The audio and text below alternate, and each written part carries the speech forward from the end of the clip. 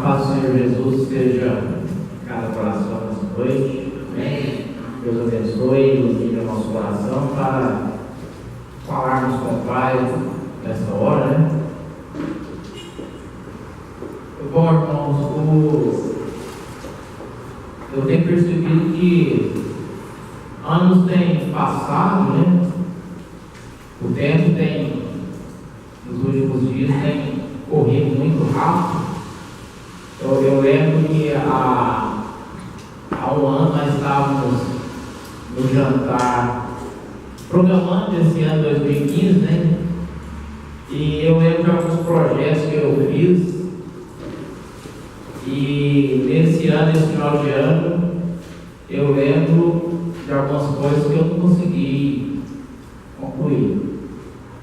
E às vezes nem começar.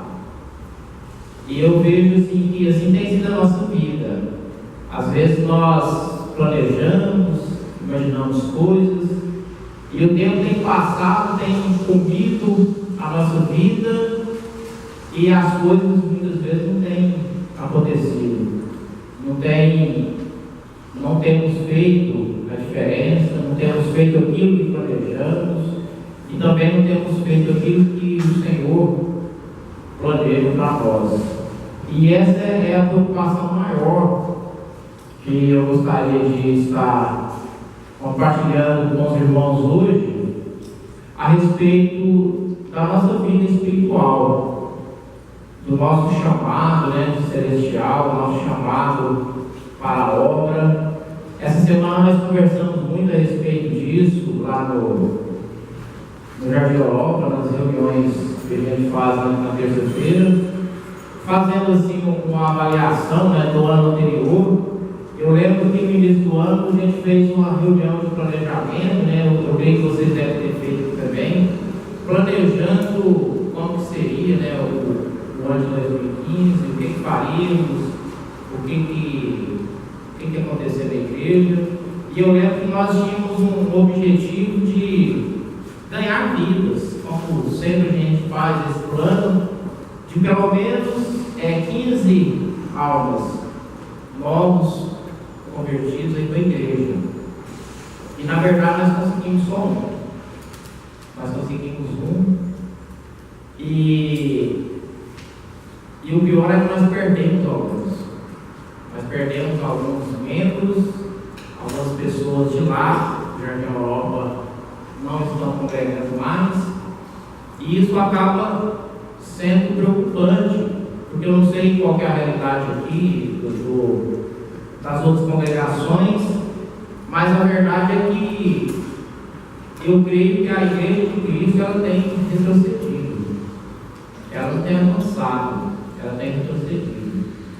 E eu lembro de um versículo que ele me chamou muita atenção, que Paulo diz que aquele que pensa que está de pé, cuide para que não caia.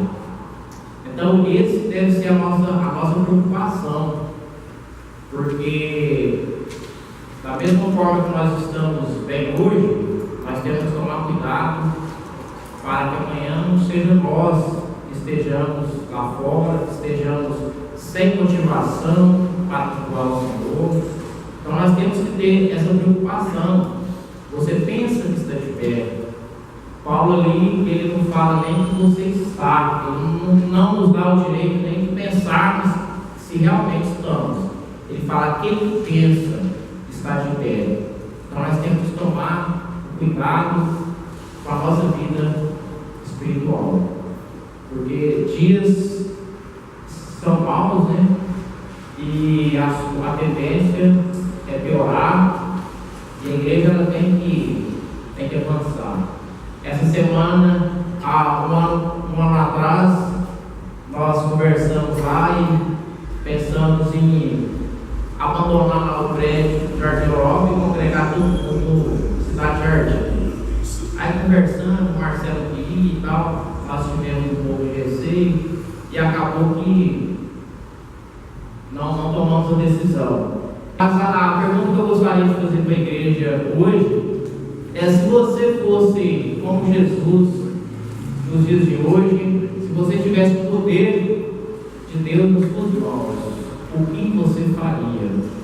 Analisando a situação da sua vida, analisando a situação da igreja, o que você faria se fosse Deus, por um dia, por um momento, o poder da sua mão? O que nós faríamos? Você consegue imaginar, você pensar?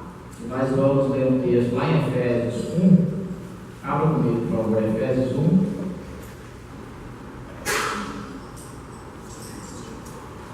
Efésios 1 a partir do 19. Vamos ler a partir do 19.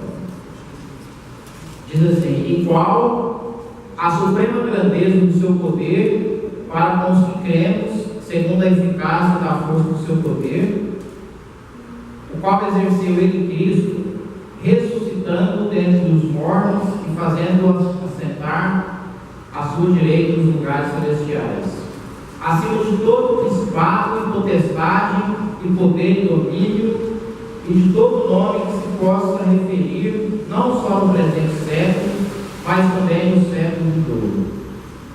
E pôs todas as coisas debaixo dos pés, e para ser o cabeça sobre todas as coisas, o deu à igreja, o qual é o seu corpo, a plenitude daquele que a tudo enche em todas as coisas. Então, o que me chama a atenção é esse versículo 22, que fala que o Senhor nos pôs o poder que estava sobre ele colocou sob o domínio da igreja. Amém? Então, eu te falo que você e eu, nós somos preciosos para Deus. E nós temos o poder de Jesus nas nossas mãos. Por isso que eu te perguntei se você fosse como Jesus uma única vez, ou se você se sentisse poderoso, o que você faria? Talvez nós faríamos algo pensando em nós mesmos, ou pensando no nosso bem-estar, como aquele filme, né? Tem um filme aí todo poderoso, que o cara tem poder e ele faz tantas loucuras, né? Com poder nas mãos. E esse versículo aqui nos mostra que na verdade nós temos o poder, nós somos a igreja. Nós não podemos imaginar a igreja como esse prédio é matéria. Nós não podemos imaginar a igreja, nós temos o hábito, né, de chamar as pessoas: vamos na minha igreja, vamos na igreja. É errado, porque nós estamos colocando a igreja, o prédio, como sendo um santuário de Deus, que na verdade não é verdade. Então nós somos a igreja e nós temos que assumir essa responsabilidade. Assumirmos a responsabilidade, nós somos templo de Deus. Nós somos a imagem do Deus vivo. Nós é que levamos as pessoas às grandezas de Deus. É nós. Então nós não temos que levar a pessoa para a igreja para ela ser abençoada. Nós precisamos convidar a pessoa para vir até a igreja, para falar de Jesus para ela.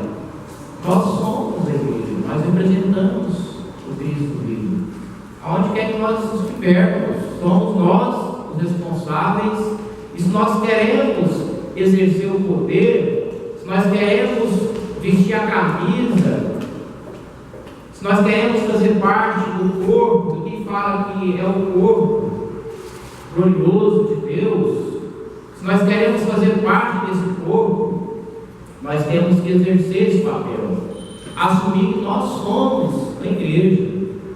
Aí nós vamos avaliar a nossa vida dia após dia, para saber se realmente nós somos merecedores, nós somos dignos, né, de termos o Espírito Santo na nossa vida, se nós somos movidos pelo poder do Espírito Santo, ou qual outro poder que tem imperado aí nas nossas vidas. Será que é Deus? Será que o poder que tem operado em nós? Que muitas vezes nós não saímos do lugar, nós não caminhamos, nós não fazemos aquilo que o Senhor espera de nós, muito pelo contrário, muitas vezes nós retrocedemos, nós temos andado para trás, e muitas vezes porque nós não somos movidos por esse poder de Cristo que está em nós. E tem um texto um pouco mais adiante em Filipenses, abre aqui, por favor, Filipenses, e vai nos ajudar a entender o porquê que as coisas acontecem.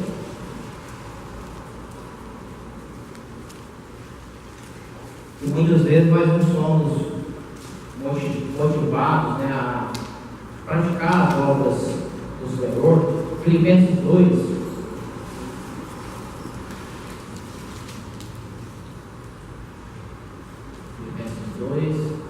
Vamos ler a partir do verso 5.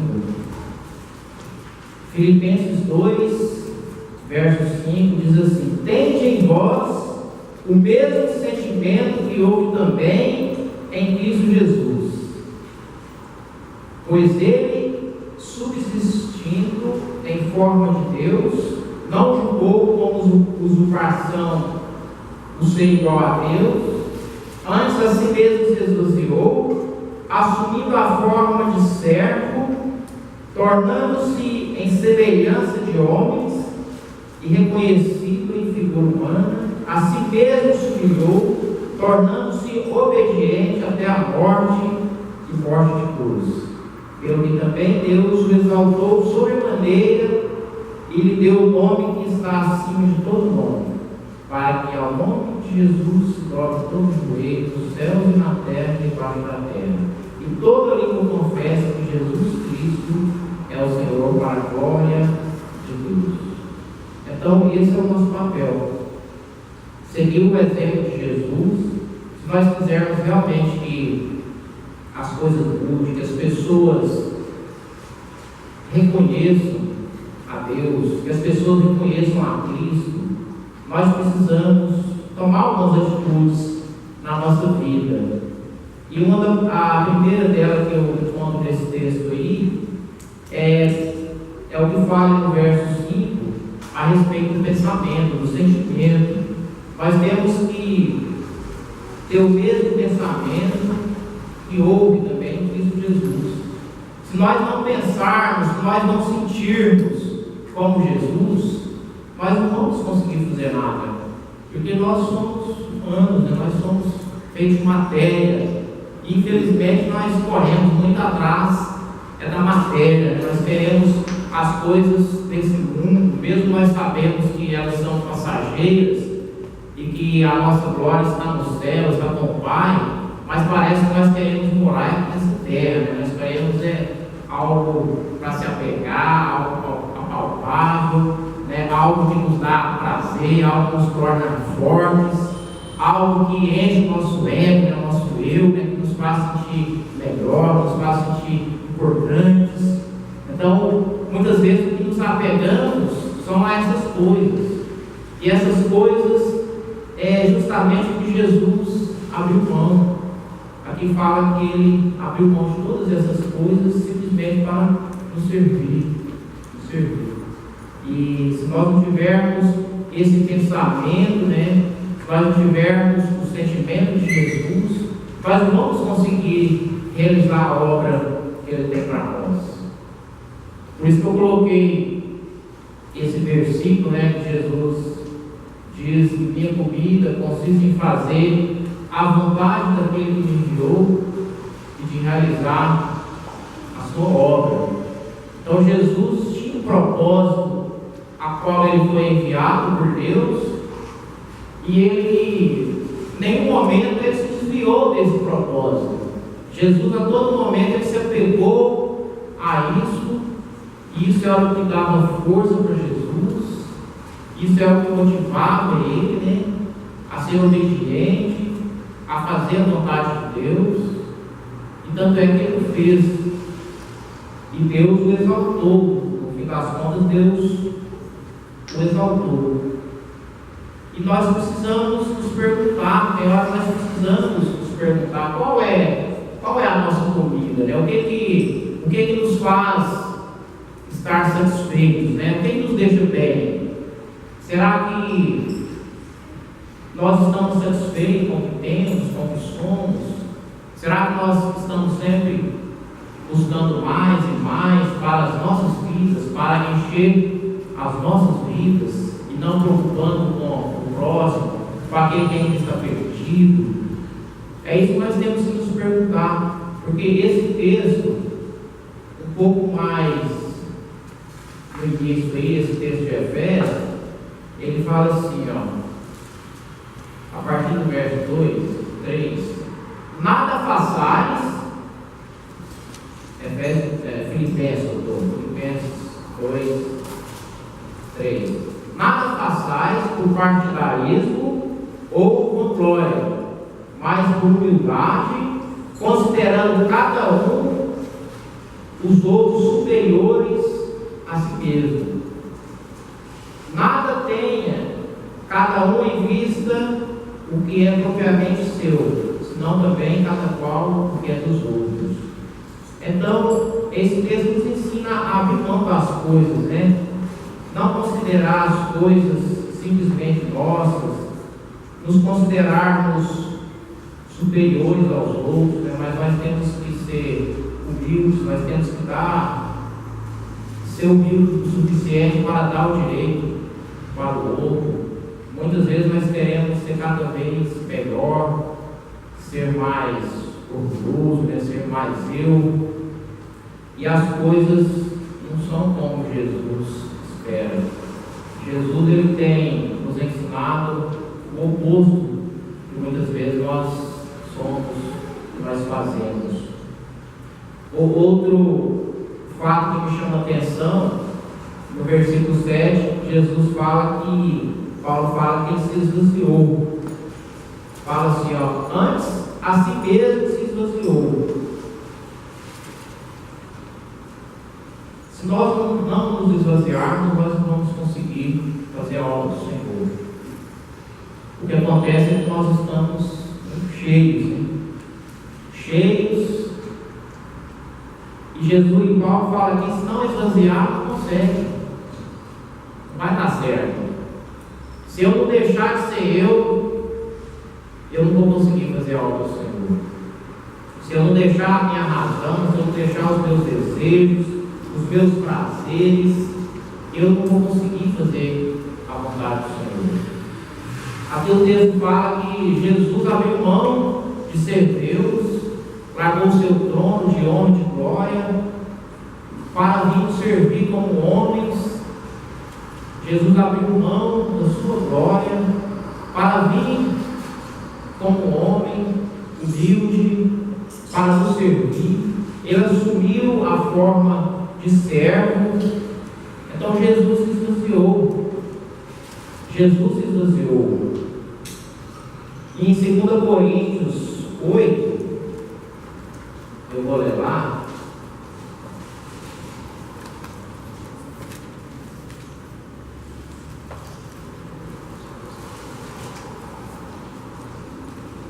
Coríntios 8, verso 9,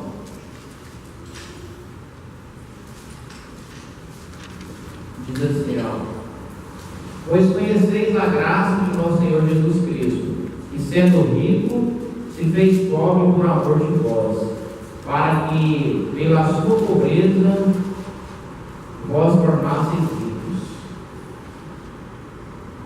Sendo rico, se fez pobre por amor de nós. Quem que nós conseguiria fazer isso? Sendo rico, se fazendo pobre. Eu não digo riqueza, ele está falando de dinheiro. Quem se abriria mão de seu orgulho, de suas vontades, de seus prazeres em favor do outro? Então muitas vezes nós temos que examinar a nossa vida, a maneira que nós temos vivido, o quão grande nós temos perdido o nosso tempo, quanto nós temos desperdiçado o nosso tempo com as coisas desse mundo, com as coisas materiais, quanto tempo nós temos perdido na internet, com coisas tão banais, quantos amigos, né, que nós temos aí nas redes sociais, E muitas vezes nós não perdemos o amigo, nós não deixamos de compartilhar algo, não deixamos de responder o amigo que está ali oculto, que muitas vezes nós nem conhecemos, mas nós não visitamos o irmão, não ligamos. Mas eu quero ter 3.000, 4.000, não sei quantos amigos, né? Porque às vezes é status, não sei por quê. Então, é muita coisa que ocupa, que toma o nosso tempo.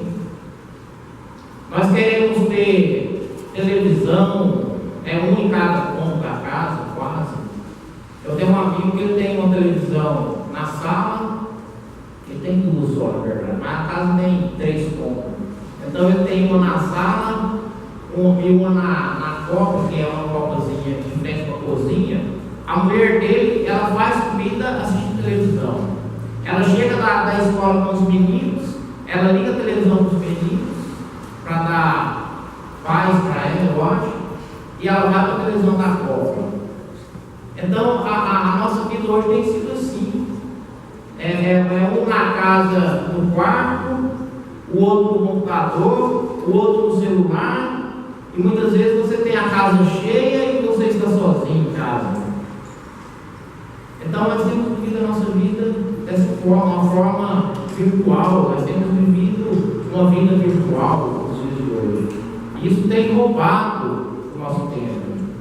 Interessante, esses dias atrás eu saí para comprar um refrigerante, já era altas horas da noite, já estava fechado os mercados e tal. Aí eu fui num barzinho lá, naqueles botecos onde costumava frequentar no passado, e o interessante é que eu encontrei algo muito diferente, né? Naqueles tempos a gente saía, ia jogar uma sinuca, ia conversar, falar da vida dos outros, aquelas coisas terríveis, né, que aconteciam nos botecos aqui. E eu cheguei lá naquele bar, todo mundo lá bebendo e tal, tinha 2 bebum lá na mesa, e cada um com um copo de cerveja e tal. E o interessante é que eles estavam com o celular, cada um com o celular, conversando ali, e eles mesmos não conversavam, eles estavam ali olhando para cá do outro, e não davam nem atenção um para o outro, com o celular. Então até os tombos, até mendigo hoje tem celular. Então é um absurdo a maneira que nós estamos vivendo. Esses dias eu fui pegar um ônibus, e também me deparei numa situação assim, que muito tempo não dava de ônibus, e entrei lá no terminal lá, e quando eu entrei o ônibus estava muito fechado, tinha um rapaz cheio, aliás, tinha um rapaz na escada, e eu tentando entrar, e ele não saía, e ele lá escorado lá com a salva cheia, e ele teclando lá, e não parava, e não saía nem para as pessoas descer, subir. Aí chegava no ônibus, todo mundo parecia um zumbi, todo mundo com o celular na mão, cada um em outro mundo, em outro planeta. Parece que você está todo mundo junto, mas está todo mundo separado. Então nós temos que tomar cuidado, nós que somos e conhecemos a palavra, não deixar que essas coisas roubem o nosso tempo, governem a nossa vida. Nós temos que usar a tecnologia, o que hoje facilita muito a nossa vida, mas em favor de nós.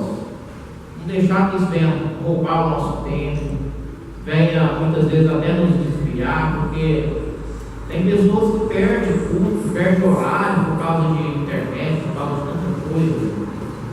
Muitas vezes se usasse pelo menos para falar algo que edifica, se usasse pelo menos para mandar uma mensagem de amor, uma mensagem da Bíblia, mas é tanta coisa boa que aparece aí nos sites aí que então não edifica. Então a gente vê que é perda de tempo. Essas mensagens montadas, né? Mensagem pronta, quem pega, manda para o outro, corrente de oração, não deixa quebrar a corrente, senão vai ser não sei o quê. Se chegar em mim, quebra na hora. Eu não lembro, já quebrou. Esse dia chegou lá uma corrente pedindo oração, não era para deixar de enviar, porque senão ia quebrar, eu falei, já quebrou. Então um absurdo, e a gente fica perdendo tempo com essas coisas. Vai na casa do irmão, ora por ele, vai ser muito mais abençoado. gosto de ficar nessas palhaçadas aí. Mas é a minha visão, né? Mas eu acho que a gente deve usar a mídia, a tecnologia em nosso favor. Não deixar que ela venha nos roubar tempo, né? Porque nós já temos tão pouco tempo e nós perdemos muito tempo com isso aí, né? Envolvidos com a mídia. Eu vejo um contraste de Jesus e Adão, né? Falando na questão de se esvaziar. Jesus aqui fala que ele abriu mão de si mesmo, ele se esvaziou, ele não usurpou o ser igual a Deus. E a gente vê lá no Éden, né, lá em Gênesis 3, que a queda de Adão foi justamente porque ele usurpou o ser como Deus, da mesma forma que Satanás. Então, e essa tem sido a natureza do homem. Eu quero ser, eu quero melhor, eu sou assim, eu não abro mão, eu nasci assim, eu não te dou a razão. Essa tem sido a nossa vida, o nosso ritmo. Nós precisamos nos esvaziar. Nós estamos cheios. Se nós não esvaziarmos para que o Espírito de Deus venha nos motivar, venha nos encher, nós não vamos ter motivação para fazer a vontade do Senhor. Está bem? Mais um item importante aí no verso 7 ainda, fala aqui que Jesus, eu estou em Coríntios, vou voltar lá no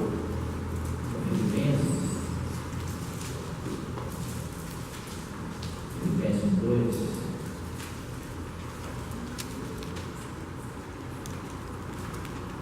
O 2:7 fala assim: ele esvaziou a si mesmo, assumindo a forma de servo. Algo importante também que nós devemos observar é que nós somos servos. Nós temos que assumir a forma de servo. Servir. Esse é o nosso papel. Serviço. Servir ao mais humilde, aquele que às vezes, se Deus às vezes nos deu uma condição melhor, nós temos que servir aquele que tem, como fala do texto. Mas saber o que o outro sente, o que o outro necessita, ser como servo. Eu lembro daquela parábola do bom samaritano, onde o rapaz ali foi saqueado.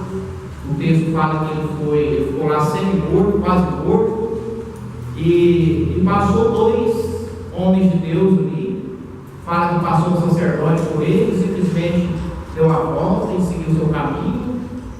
Passou um levita da casa de Deus, e também passou, fez de conta que era com ele, deixou ele lá na mesma posição, e passou e seguiu o samaritano.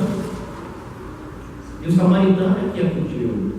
O interessante é que pegou ele, colocou no seu cavalo, levou na farmácia, colocou ali os remédios necessários, pagou a conta, falou para o médico lá: você precisa de mais alguma coisa, pode fazer, que quando eu voltar eu pago.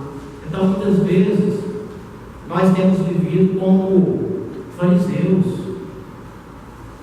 Muitas vezes o farisaísmo tem operado nas nossas vidas, porque nós temos fechado os nossos olhos para as obras sociais, as obras de Deus. Nosso coração tem endurecido com as pessoas aí fora, com essas pessoas, com os mendigos, com as prostitutas, as pessoas que necessitam do nosso amor, uma palavra, um remédio. Nós temos fechado os nossos olhos, não só os nossos, mas de toda a igreja.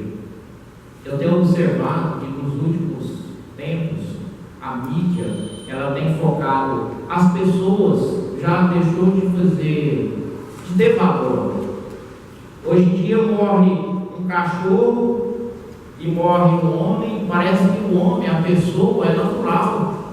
As pessoas dão mais ênfase no cachorro que morreu. Você vê, eu estava vendo uma reportagem esses dias de um homem que cuida de cachorro, de animais ali. Ele tinha tanto de cachorro na casa dele, ele cuidava. Aí ele recebeu um tanto de doação, de ajuda, e fizeram aquela matéria lá com ele, aquela coisa, aquela ênfase. E na verdade, a A gente tem visto que muitas pessoas estão fazendo isso. O cachorro, o animal doméstico, ele tem tido mais valor, ele tem ocupado as casas. Muitas pessoas adotam um cachorro, mas não adotam uma criança, porque o cachorro não tem. Você não vai ter trabalho com o cachorro, você vai ter gasto, e tem gasto realmente, mas ninguém quer ter o trabalho de cuidar, de educar. Nós temos que ver como igreja, nós temos que ver como que Jesus veria, qual que é a vontade do Senhor, qual que é a obra que o Senhor espera que nós façamos. Será que a salvação ela é só para nós que estamos aqui? Será que a vontade de Deus que nos alcançou, será que para por ele mesmo? Ou será que Deus espera algo além de nós? Nós temos que ter isso em mente e saber que nós somos uma semente, nós somos simplesmente uma flecha que o Senhor enviou a esse mundo. Isso tem que nos motivar a dar frutos. Lá em João 4 diz que, naquela parábola lá da videira, né, se nós estivermos conectados a Cristo, nós vamos dar bons frutos. Então Ele espera, Ele nos poda para que venhamos dar mais frutos. Mas nós temos que estar conectados nele e Ele em nós, aí nós vamos produzir frutos. Significa que a partir do momento que nós encontramos com Jesus, que nós estamos alimentando dessa seiva de Jesus, desse corpo, igual o texto de Efésios 1 falou, que nós somos um corpo de Cristo. Então nós estamos conectados a Jesus, então nós temos que dar frutos para Jesus, nós temos que dar os frutos que Jesus espera de nós. E qual que é a vontade de Jesus? Qual que é a vontade? Para que Ele foi enviado? E para que Ele enviou a igreja? Para que Ele nos enviou? Não é só para estarmos aqui hoje, flutuando, muitas vezes desanimados, mas Deus espera algo além do que estamos fazendo hoje. Eu tenho certeza que Deus espera. E eu começo a me cobrar a partir de mim mesmo. Nós conversamos muito lá no Jardim Europa essa semana, pelo resultado que tivemos esse ano e pelo resultado que nós esperávamos, pelo retrocesso que tivemos. Nós reconhecemos que nós falhamos como pessoas. Nós poderíamos ter agido mais, buscado mais, feito a nossa parte.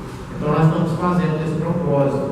Então eu acho que tudo começa com a oração, né? Nós precisamos primeiro nos motivar, nós precisamos do combustível para fazer essa obra aí, porque a obra não é nossa, mas nós é que temos que fazer, mas a obra é de Deus.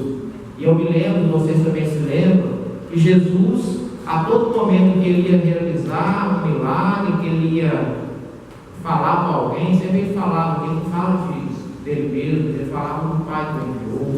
Ele orava a Deus, pedindo a bênção, pedindo para realizar através dele aquele milagre. Então Jesus sempre sendo Deus, mas Ele sempre tinha a submissão e a obediência ao próprio Deus, ao Pai. Então assim também nós devemos ser. Jesus é o nosso cabeça, mas nós somos membros importantes de Jesus. E se cada um de nós não exercer o nosso chamado, o nosso dom, o nosso ministério, pode ter certeza que a igreja toda ela está falha. Então, eu, você, todos nós temos uma parte importante para fazermos para a igreja crescer, para que nós mesmos venhamos estar bem para o Senhor. Amém?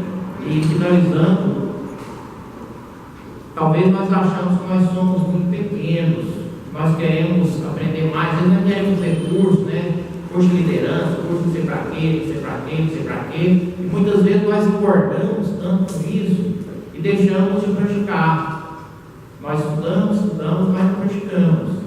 E eu falo que o que nós já sabemos, o que nós somos, já é suficiente para influenciarmos alguém, para levar até alguém a vontade, a palavra do Senhor.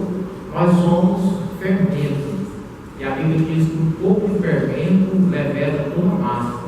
Talvez você se veja muito pequeno, muito inferior, mas eu te digo que você é fermento e Deus só precisa de você para que as pessoas se contagiem. Amém? Nós somos o fermento. E porque somos poucos, Deus vai trabalhar através de nós, mas nós vamos contagiar esse fermento. Vamos orar?